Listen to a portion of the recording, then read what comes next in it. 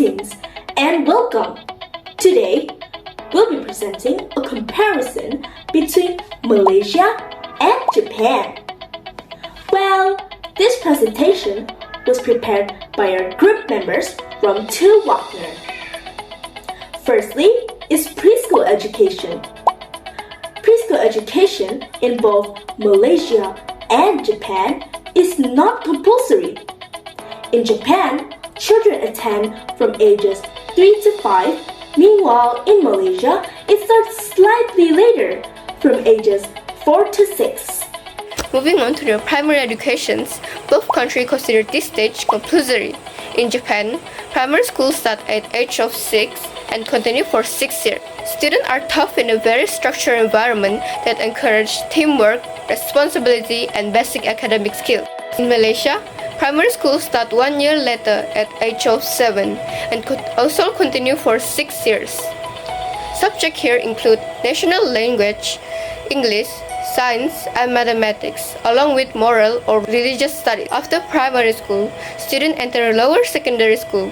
In Japan, this stage is also compulsory and lasts for 3 years, typically from the age of 12 to 15. Students experience a more focused academic setting with an increasing emphasis on tests and participations. In Malaysia, lower secondary school cover the same number of years, 3 years, but begin at the age of 13 and end at 15. This year are referred to Form 1 through Form 3. Malaysia students go through a school-based assessment to track their progress during this phase. Now, let's move to upper secondary education, where more differences begin to appear. In Japan, upper secondary school is not compulsory, although most students still choose to attend. This level lasts 3 years from age 15 to 18. Students often take entrance exams to get into high school, and the academic environment becomes more intense and competitive. After completing secondary school, students enter higher education. In Japan, this includes universities, junior colleges, and vocational schools. Admission is often based on strict entrance exams, and the competition can be intense. Meanwhile, in Malaysia, there are public and private universities, matriculation programs, community colleges, and polytechnics.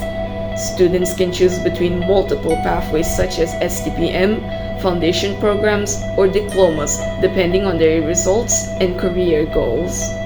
Malaysia's upper secondary education is compulsory, however, and only lasts for 2 years, covering Form 4 and Form 5. Students in Malaysia usually choose a stream such as science, arts, or technical based on their performance and interests. These 2 years end with a national examination known as SPM, which plays a major role in deciding their future education path. Both countries offer a variety of subjects throughout their educational journey. The core subjects in Japan include Japanese language, mathematics, science, social study, moral education, and physical education. These subjects reflect Japan's focus on both academic and character development. Students are taught to work in harmony, respect rules, and contribute positively to society. In Malaysia, students take core subjects such as Bahasa Melayu, English, mathematics, and science, along with history and physical education.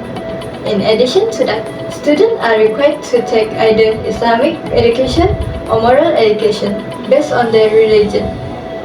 Malaysia's curriculum aims to produce students who are academically strong, while also being patriotic and morally responsible.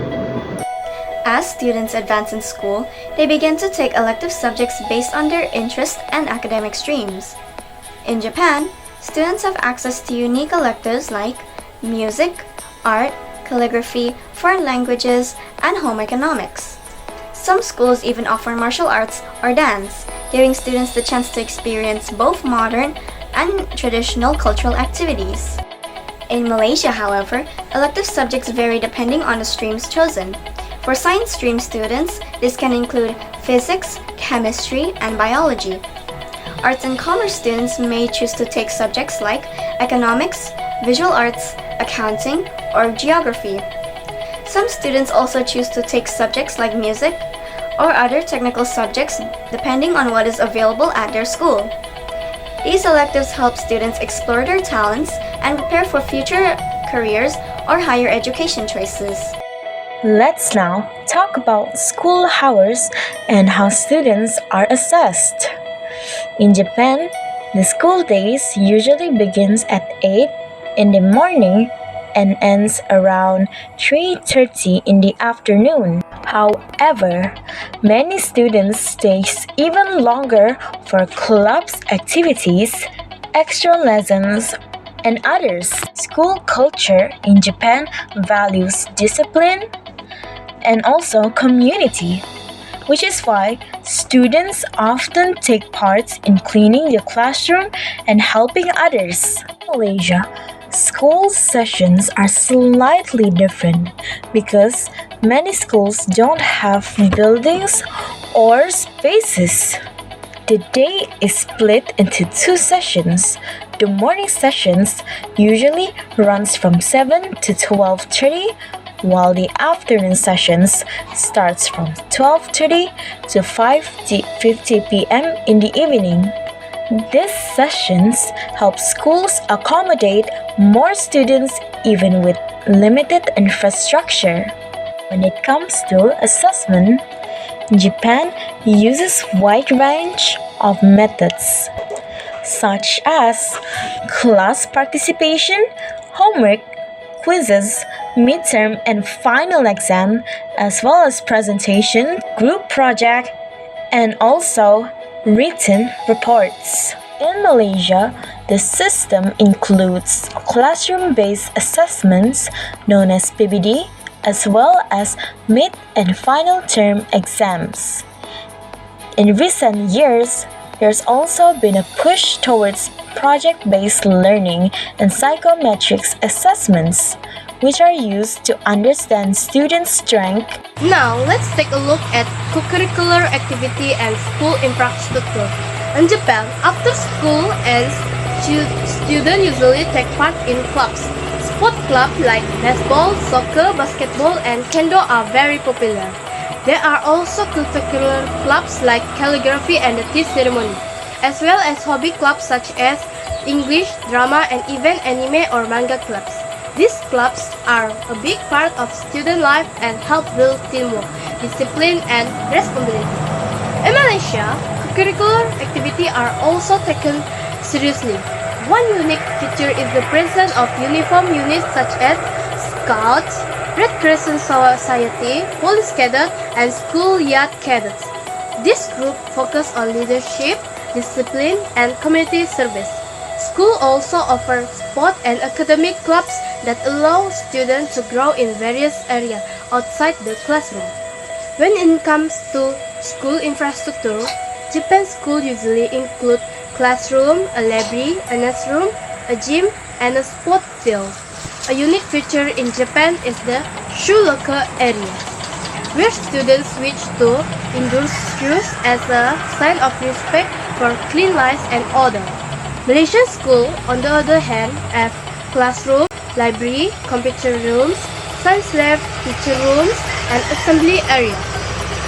Since religion plays a role in student life, many Malaysian schools also have prayer room known as surau for students to use during break time. To conclude, both Japan and Malaysia have built their education system in a way that reflects their value, culture, and national goal. While there are many similarities such as the structure of education level and the variety of subjects offered, there are also clear differences in school culture, co-curricular activity, and the way students are assessed. Understanding this difference can help us appreciate how education is shaped by society and how each system has something unique to offer. Thank you for your listening, and we hope you enjoy our presentation.